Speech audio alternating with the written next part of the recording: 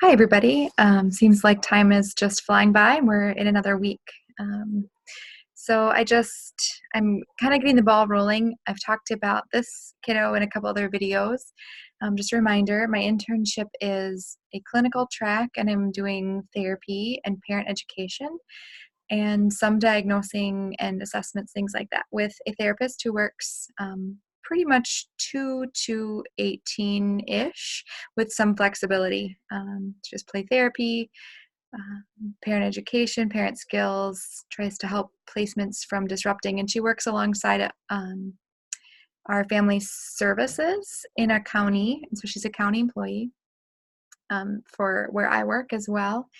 And any referral that comes from child welfare, child protection, she would take those referrals. And so she works with a lot of the same population that I actually work with in my child protection job, but from a clinical lens, doing therapy, working with foster parents, working with kiddos, basically doing just about anything. She does a lot of cognitive behavioral therapy in particular, which is really interesting. And then she's kind of an out of the box thinker. So she takes games, she takes ideas and strategies and helps really just build relationships with kids and then helps them cope with trauma related to their life experiences. So she's highly skilled in a lot of that. So my therapy appointment this week was a 10-year-old who I've talked about in the past, and he struggles with some behaviors in school. He was previously involved in child protection and is now part of the youth behavioral health program. He lives full-time with his grandma and his brother and his grandfather, and they are from another country. So there's a little bit of a language barrier with his grandma, but he speaks like 3 or 4 languages. I actually think he's a very bright young boy. Some thought that he may have fetal alcohol or had some type of a stroke. He has some physical disabilities, has some braces on his legs, and he has maybe a left brain injury. So they're doing some more exploratory stuff to see if they think it might be fetal alcohol or other types of a disability, just to get him diagnosed. He struggles with ADHD and he has PTSD from his time in child protection when his parents were homeless and using during his very early childhood experiences. So this week I met with him, and one of the things that Grandma had reported to me, and I've so far done some assessments, the IBORG assessment, and then I did a behavioral assessment with Grandma. What are his behaviors look like, and how often are they happening, and then how much of a problem are they for you? So it goes through and kind of identifies which behaviors kind of check the boxes, and then which behaviors are becoming a problem in school, home, other environments. And she really identified like the kind of inattention, the physical behaviors like putting kids in headlocks, kicking, hitting, those types of things, and maybe the defiance, so saying no. She said that he's a great when he gets his phone, so he spends a lot of time on the phone or playing on the tablet or watching the screen. And so she's talked about if she says no, he gets pretty upset. So one of the things that she'd like to do is find strategies to work with him.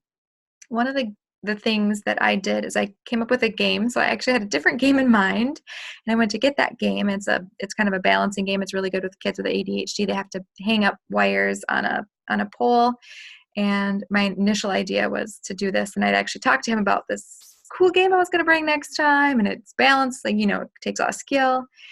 And I could not find it. So I had to think much faster. And part of that game, I was going to try and feed in like some modeling of behavior, some emotions, things like that. Similar to what we're trying to do every week is to use language for feelings, because that helps us identify how we're feeling. And then we can help work through those feelings versus having a jumble of feelings, which a lot of times these kids tend to have, and then they can't separate them out and they'll be very reactionary. So helping him put words to his feelings, empathize with his feelings, and then help validate some of those feelings that he has. So in the cupboard, I found magic magnet sticks. It's going to be funny for you guys to see, but basically it's this really cool, I can show you a little bit, but basically it's this really cool thing, and these all kind of stick up, open balls, and they attach to create all kinds of cool things. So in my last minute sort of change of ideas, I brought this along, and this is called Bright Spots Therapeutic Fun Thoughts and Feelings. And the cards themselves are like, sometimes I worry about what, and there's like a picture, or next year I want to, or I'm embarrassed when, and the kid fills in the blank. I played along because we're still in the engagement phase. We're still new. He's sometimes excited to see me, sometimes not. So we're still working together to build some rapport. So I said, I'm going to ask you the question, or you pick the card up, you answer the question, you get a piece. So every time he answered a question, he had a piece, and it started becoming for him a little bit of like a like a just something to play with in his hands. And he was so much more focused than he's been in previous sessions. Even though I've given him activities to do, this was the most focused session that he's had. He got instant reward for answering my questions, and then he sort of got a fidget to play with. And then my ultimate game at the end was talking about, so he had this big pyramid built by the time we were done, and he was focused. He could hear me. I didn't feel like he was distracted. We kept on track. It was actually a very, very good session that way. What I built in was this idea and this philosophy that at times we have these feelings and we don't know how to deal with them. And so these pieces sort of became our tools to deal with how we're feeling. And so we have to use lots of different tools with these people around us. We have to know what those feelings are. So when we have a feeling, we have to know what that feeling is. And then we have to sort of unravel it. And so I kind of made mine a big mess, and I slowly unraveled it. And I put it together, and I said, so you can make it into a thing that makes sense, or you can kind of make it into a thing that doesn't make sense. And he really grabbed onto this concept, and I explained it kind of at his level. I'm just like kind of briefly explaining. And as we were playing, I would name the feelings kind of that I was feeling, and then identify them through the pieces as we built. And at the end, we had time to kind of play with them and talk a little bit about feelings, and does he know what feelings he's feeling. Like sometimes I get really mad. When I get mad, I get kind of hot and sweaty. So when I answered my card, I actually kind of picked that card up when I took a turn answering the questions. And I talked, well, yeah, sometimes when I get mad, I will yell, and I'll feel bad afterwards. And we were able to talk a little bit about that reaction. Like I yell when I'm mad. And I said, first I get kind of hot and kind of sweaty, and my face gets red, and then I feel hot all over, and my stomach feels tight.